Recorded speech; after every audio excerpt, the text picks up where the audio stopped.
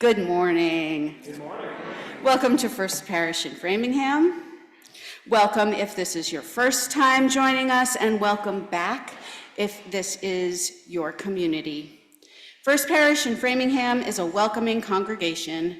Whoever you are, whomever you love, however you move around in the world, wherever you are on life's journey, you are welcome here. We welcome you here in the meeting house or on Zoom, or whichever and whenever you may be watching this service in the future. I'm Lauren Strauss. I use she, her pronouns.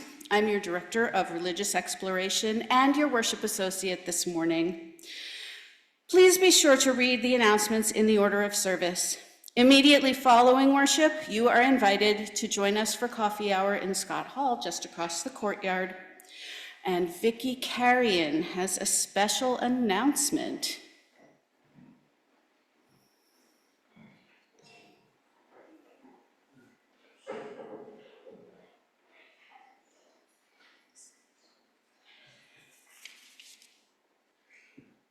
Good morning. The Pay It Forward item in the auction is generally reserved for those initiatives that benefit either our physical space or an initiative outside our congregation that we support. This year's Pay It Forward will benefit a new community initiative, which we're calling the Summer Produce Project at Framingham State. On the campus of our neighbor, Framingham State, there are a number of housing and resource insecure students who are sponsored by grants to live and study on campus year-round. In addition, there's also quite a few students living on campus for work in the summer who also are resource insecure. During the summer break, food services are closed. And while there is a food pantry on campus, there isn't any fresh food. When I contacted the Framingham State Resource Specialist about how we could be of service, First Parish was asked to provide fresh fruit and vegetables for about 25 students each week this summer between May 15th and August 28th. This seemed to me like an achievable task. And considering the Sign Up Genius results, it's clear that there are others in this congregation who see the value and are willing to help. There really aren't any spaces left. So good for you. We are being joined by the Greater Framingham Community Church, who are taking 1 week a month. They stepped up right away, and we're very grateful for that support. We will also be receiving a donation from Edwards Church to help support the project. The funds from Pay It Forward will be used for anyone who would like or need to be reimbursed for purchasing the produce. We intentionally planned this effort to be accessible to anyone who would like to participate. Please consider contributing as you're able in the auction Pay It Forward section. I would like to thank the Long Range Planning Committee for their support and Leslie Simpson, who stepped up to help lead the effort. This initiative is a way to affirm ourselves, and to demonstrate to the Framingham community that service is indeed our prayer. We thank you for all your support.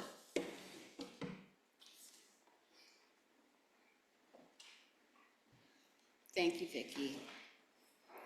Please take a moment to turn your phones or other devices to their quietest settings.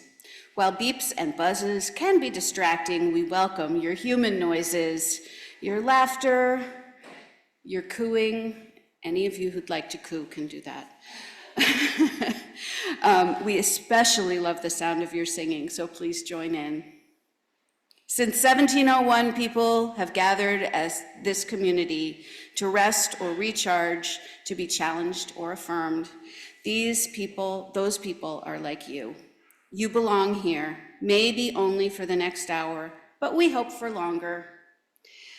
We are happy to have you with us. I now invite you to take a comfortable breath in and out. Continue to take a few more comfortable breaths and to begin to release whatever you need to let go of, to be more fully present to yourself, one another, and the sacred in this time and place.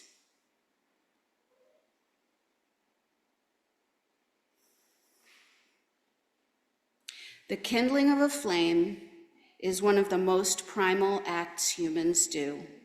We kindle the flame of our chalice each time we gather for worship as a lamp of reason and a flame of hope. Our chalice lighting is written by Reverend Dr. Kendall Gibbons. I light this chalice as a symbol of my commitment to the values of Unitarian Universalism. May its light be a beacon of hope to me and to all who seek freedom, truth, and meaning in life.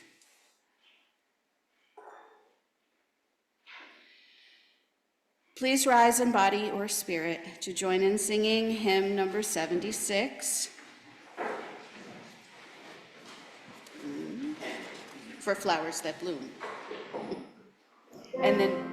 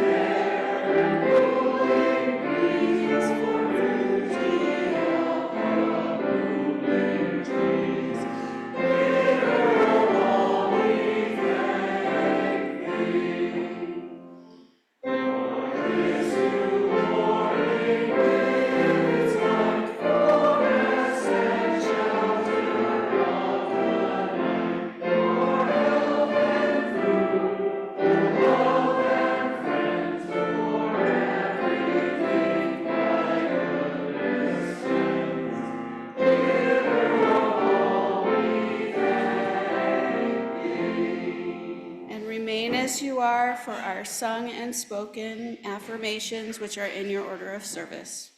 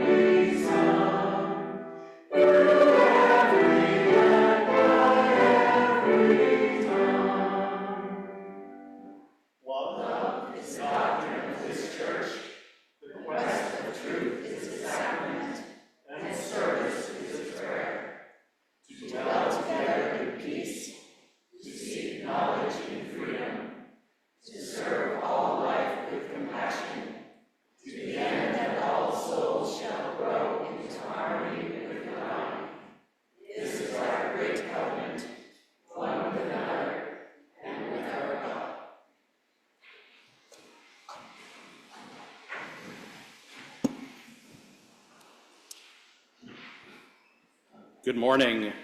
I am the Reverend Aaron Sockel-Wiseman. I use he, him pronouns. I am your senior minister. And today we will cover all of the things that are in the order of service, but we may do them in a slightly different order so that all of the participants can be here for that. So this is the time in our service. How are they doing? Are they on their way, Jim and Kathy? Maybe? Okay. So this is the time in our service that we set aside for sharing of the things which weigh deepest on our hearts, our milestones, our happy and sad occasions. We share them because we know that joy shared is joy expanded, and sorrow shared can feel as though someone is sharing a burden. You're invited to share these joys or sorrows either online, on an email I send out on Wednesday most weeks, or by writing them in this book that is at the back of the sanctuary. These are the concerns and sorrows of our gathered community. Jim Hansen shares this concern that his father is recovering from blood clots in his lung. We share this sorrow with Lauren Strauss. I'm thinking about my friend Kay, whose son Jonas died last week at 18, after complications from a lung infection. And these are the joys of our gathered community. The auction committee would like to thank Lynn Damianos for supplying us with the wonderful photos of different community events that are on our chancel. Be sure to come up after the service to view all of these great photos. Heather and Pat Celio share this joy. Congratulations to our niece, Danny, who is celebrating her first Mother's Day. She had a baby boy, Levi, on May 7th. This joy from Pat and Dick Paul. As a result of a recent medical incident, Dick had been diagnosed with cancer. After an incredible medical workup, it has been determined to be early stage cancer and will be treated surgically. Unless something else is discovered, no further treatment will be needed. The surgery day is in the scheduling process. Your positive thoughts and prayers and support are welcome and appreciated. Joy from Kathy, my son, Kathy LaChapelle. My son Colin is visiting from Germany with his family. And this from Barb Grieve. Congratulations to Lee Kinvey, who got their Unitarian Universalist start here at First Parish and just graduated from Star King School for the Ministry with a Master of Divinity degree. And finally, Ben Long shares a joy that he recently celebrated his birthday. Happy birthday, Ben. We light one final candle for all of the joys, all of the sorrows that remain too great to share yet remain unspoken. Let us now sing, "There is a Love."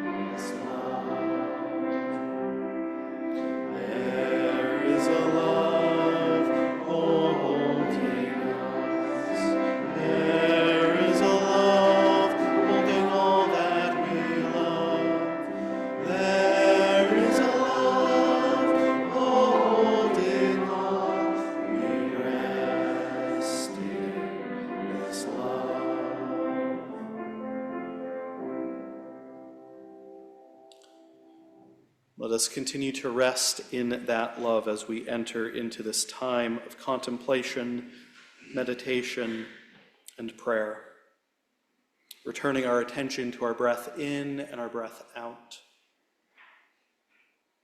feeling that which supports us.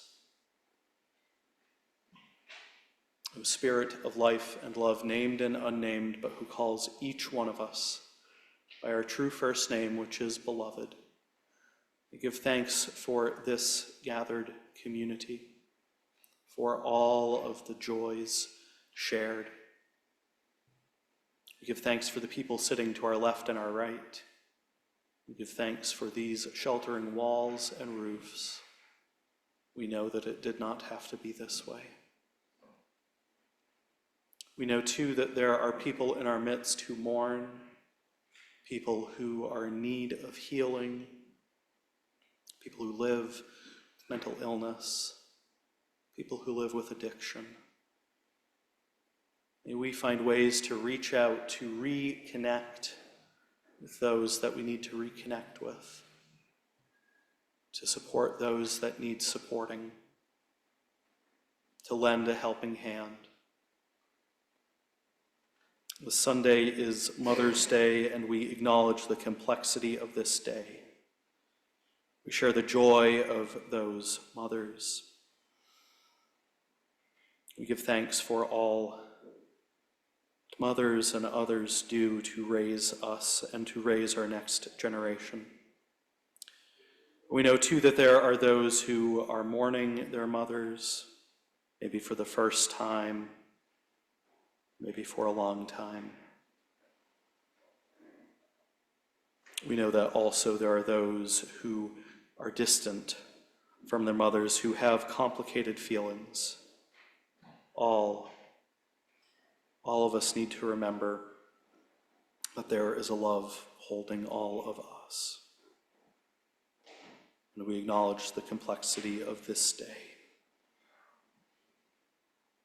Our world is beautiful and it is broken as well.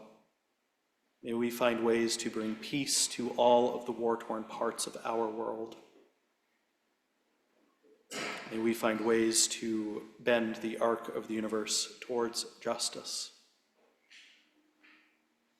And from time to time, we make mistakes. We are human after all. Let us remember that because we are breathing, there is always chance for repair, always chance to mend, always a time to return to right relationship. We are loved and lovable, not in spite of these imperfections, but because of them. May all that is holy hear my prayers. Now let us sit in the quiet of this space so that we might rest or pray the prayers of our own hearts or simply do absolutely nothing for 1 minute.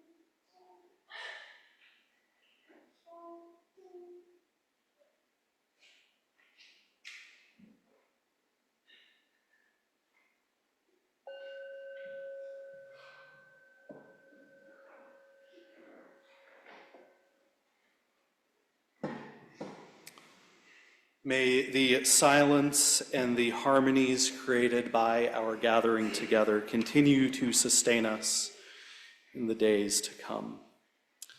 So now we will go back in our order of service for our bridging ceremony.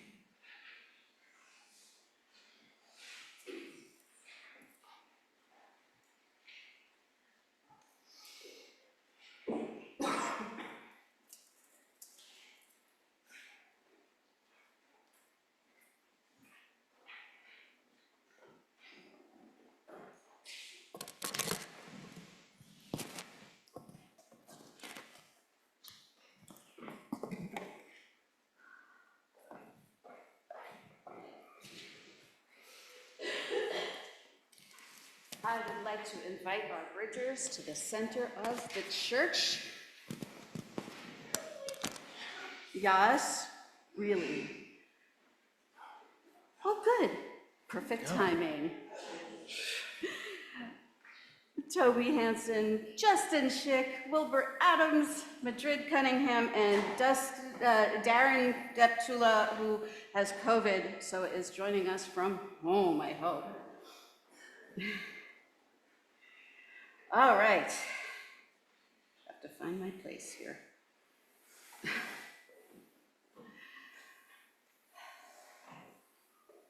When small UUs are born, sometimes their parents bring them to church for a ceremony that we call child dedication. It's a time when we honor their births, their new place in our community, and their individuality as human beings. We welcome them with symbols, a touch of our holy water, that's water gathered from our water communion in the fall, the warmth of flame, adult hands carefully and safely passed through a candle flame and then touched on a baby's feet or brows, a rose which carries so much meaning, new life, love, strength, and beauty. All of these symbols, when we present them to our babies or children, are carefully tended to protect those precious little lives. We sterilize the water and we touch the child with only a tiny drop to keep them from being startled or upset. We place ourselves between them and the flame so that they will not be burned. And we painstakingly remove the thorns from the roses we give a baby so they will not be harmed. But from that moment, the members of the congregation pledge not just to protect our children, but to provide them with the tools so that they, when they eventually cross the bridge into young adulthood, as we do today, into adult church life, into young adulthood, into the real world, they will have a full complement of ways to protect themselves. I invite the congregation to please join in our pledge to our bridgers. That's on the larger piece of paper that you received. Please join with me. We have tried to teach you common sense, kindness, self-assurance, and a deep understanding of your own worthiness as human beings. We have shared our values with you to ground you when you have to make big decisions or in the face of injustice. We have tried to demonstrate how we connect to one another and to the universe so that you can see your place in the interdependent web of all existence. When you cross the bridge, we will be with you. You have been members of our religious exploration classes, either as participants or teachers or both. You've learned and explored Unitarian Universalism through fun activities, through community, and through service. You have all been a big part of our church school, and you will leave a gap behind you. Although you're bridging today, you are always welcome back as teachers, helpers, mentors, and friends. Will the children and youth please join in speaking their pledge to the Bridgers, which is also on that page? You have been our friends, our role models, and our teachers. You have been siblings in our church family. We have learned from you, played with you, and laughed with you. We will miss you in our classes when you are away, and we will look forward to seeing you when you return. When you cross the bridge, we will be with you. We see you here at the precipice of adulthood, ready to fly. We have done all we could to help prepare you for this moment, and we will always be here for you when you need us. And today we return to symbols. We do not let you go empty-handed. We present you with this pocket chalice, which contains a tea light, matches, and chalice lighting words, so that you may always carry the warmth, or rather the light of truth, the warmth of community, and the fire of commitment with you. But please respect the rules of wherever you are living around open flames. Oh, and that's the next line.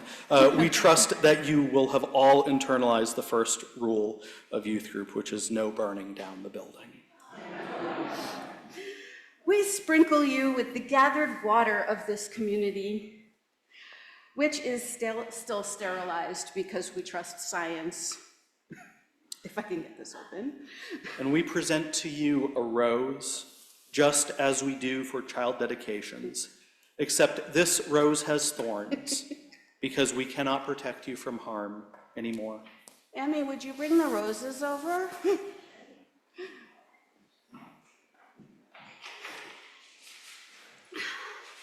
But we also give you these gardening gloves.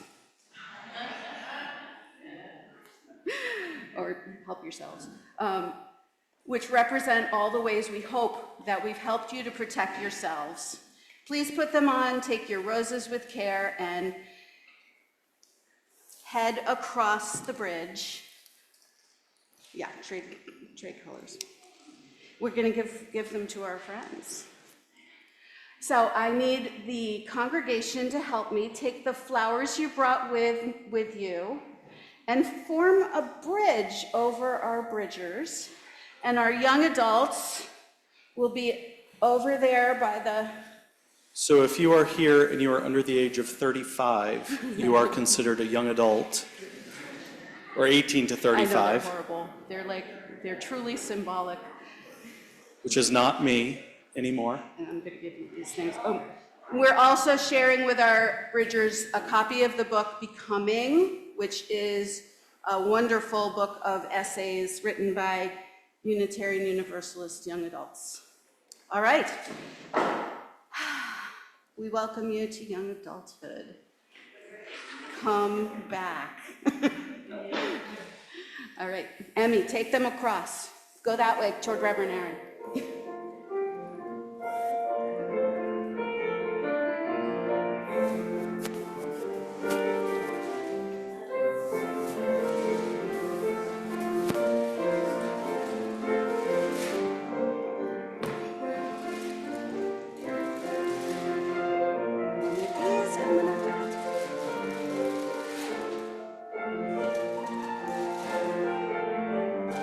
You guys rock.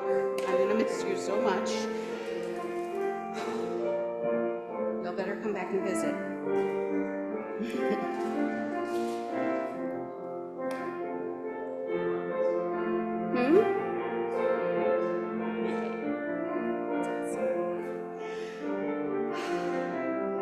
the best. Thank you. You may be seated.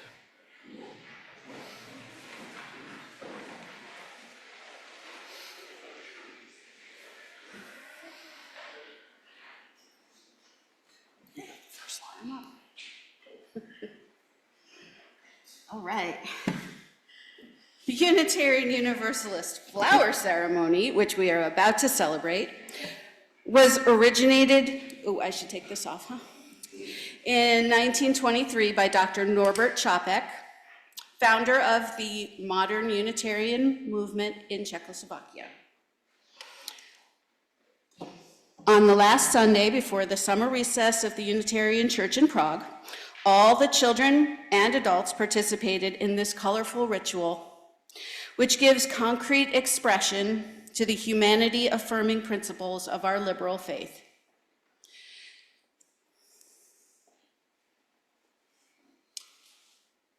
When the Nazis took control of Prague in 1940, they found Dr. Capek's gospel of the inherent worth and dignity and beauty of every human being to be, as Nazi court records show, too dangerous to allow him to live. Dr. Capek was sent to Dachau, where he was killed the next year during a Nazi medical experiment. This gentle man suffered a cruel death, but his message of human hope and decency lives on through his flower ceremony, which is widely celebrated around this time of the year. It is a noble and meaning-filled ritual that we are about to recreate. Our service today includes prayers adapted from Dr. Capek to remember the principles and dreams for which he lived. I invite you now to come forward to any of the stations that we have placed to bring flowers to build on the tradition of Dr. Capek. They are right there and at the far aisle over there. So please feel free to bring forward your flowers to place in our collective vases.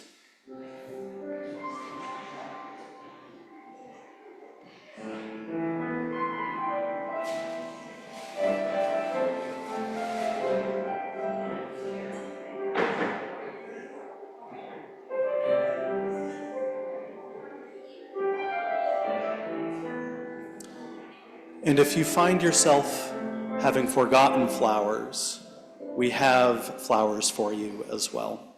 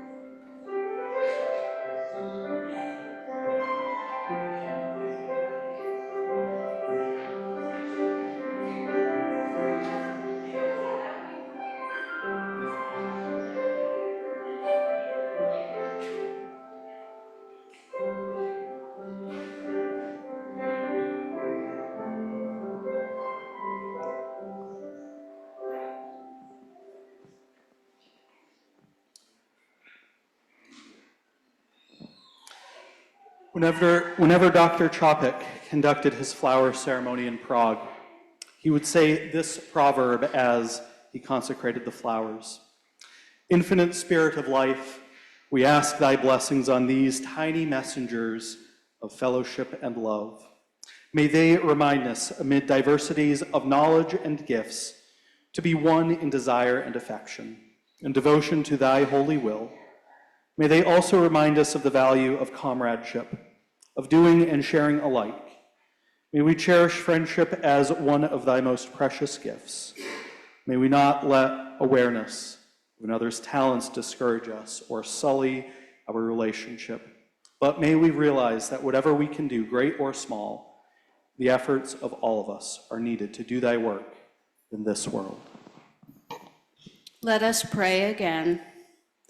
In the name of Providence, which implants in the seed the future of the tree, and in the hearts of persons the longing to live in human love, in the name of the highest, in whom we move and who makes the parent, the sibling what they are, and in the names of sages and great religious leaders who sacrificed their lives to hasten the coming of peace and justice, let us renew our resolution sincerely to be real kindred in spirit, regardless of any kind of bar which estranges one from another. In this holy resolution, may we be strengthened, knowing that we are God's family, that one Spirit, the Spirit of love, unites us, and may we endeavor for a more perfect and more joyful life. Amen. And our offering today goes to support the work of First Parish in these walls and beyond. The Raise the Paddle contributions are to be given online. The morning's offering will be joyfully given and gratefully received.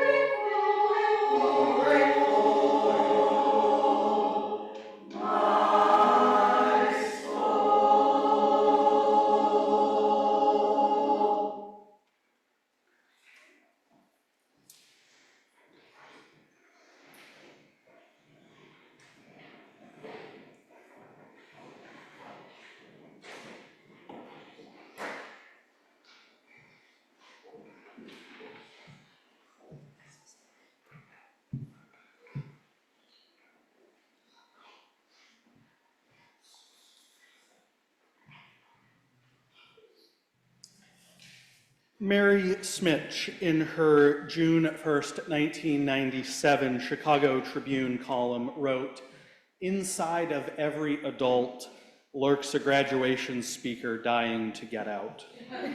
Some world-weary pundit eager to pontificate on life to young people who'd rather be rollerblading. Most of us, alas, will never be invited to sow our words of wisdom among an audience of caps and gowns, but there's no reason we can't entertain ourselves by composing a guide to life for graduates.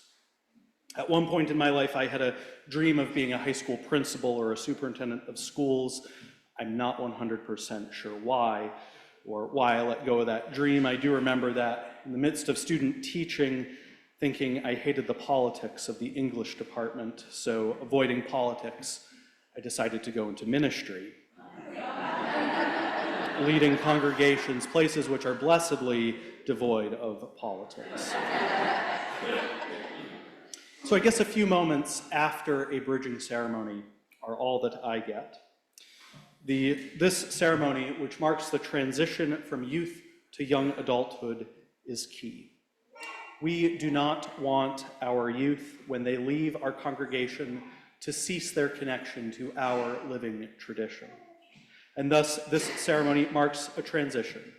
But to equate it with graduation is not accurate. You do not graduate from Unitarian Universalism. You move into a new phase of encountering it and embodying it. Each of us, in our own ways, big and small, are also in moments of transition. So at this rite of passage, a little bit of advice to our bridgers and the rest of us in this liminal time. Much like Mary Smitch wrote in her 1997 column, if I could offer you only one tip for the future, sunscreen would be it. The long-term benefits of sunscreen have been proven by scientists, whereas the rest of my advice has no basis more reliable than my own meandering experience. I will dispense this advice now. But I'll take that a step further. Take care of yourself as well. Drink water, nourish your spirit. If your cup, so to speak, is empty, fill it until it is overflowing. The world needs people who are well-rested, who know how to play, sing, and laugh. We can only serve others, ourselves, and the world when we are overflowing. Second one, don't be afraid of some change. People in transitional times enjoy a sort of place where they can reinvent themselves. I don't want you to totally change, but embrace being in a new land. When a new situation presents itself, avoid the 6 deadly words, "We've always done it that way." Embrace change. When a new situation presents itself, and you really have to resist saying, "I've always done it this way," the other side of that is, of course, "We've never done it that way," or "I tried it once and it didn't work." Instead say, "I want to try it that way, just once." And do it that new way. You only have to try it a new way once. Be open to it. Remember, Bridgers, and everyone else here, that you are special, and so is everyone else. We believe in the inherent worth and dignity of every human. This is tough.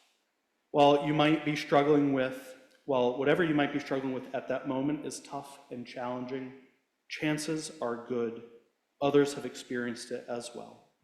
And this does not negate your experience. It just means others have been down that path before. Talk to those people. Learn from them. 4, remember who you are. There will be times when you will be tested, where you will be pushed.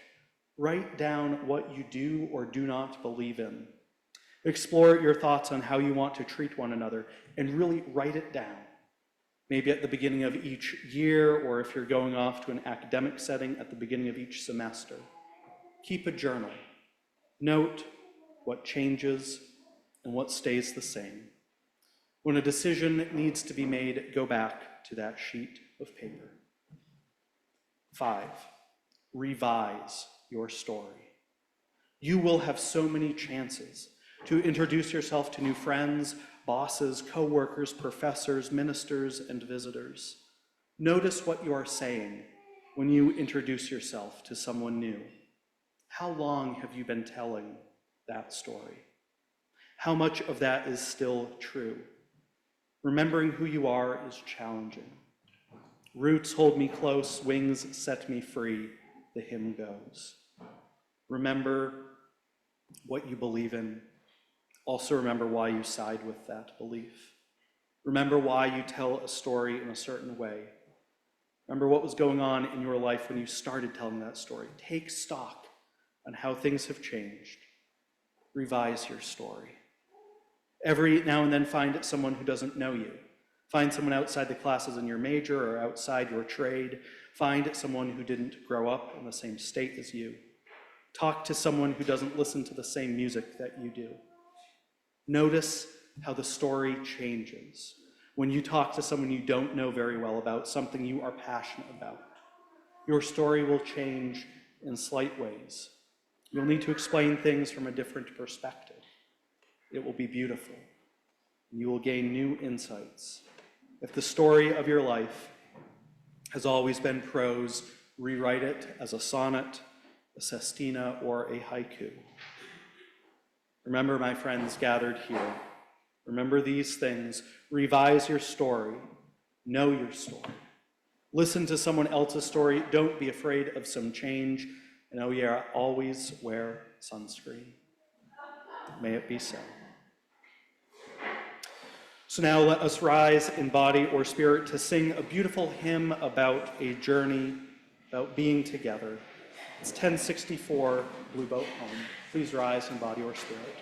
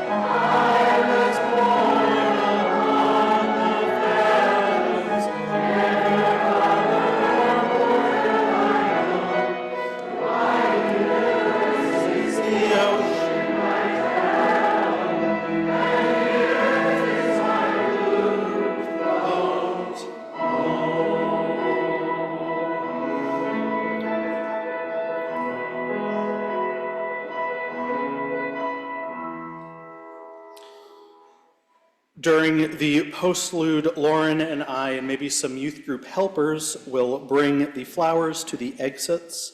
As you depart, please take a flower with you, perhaps, and out of all likelihood, one that you did not bring.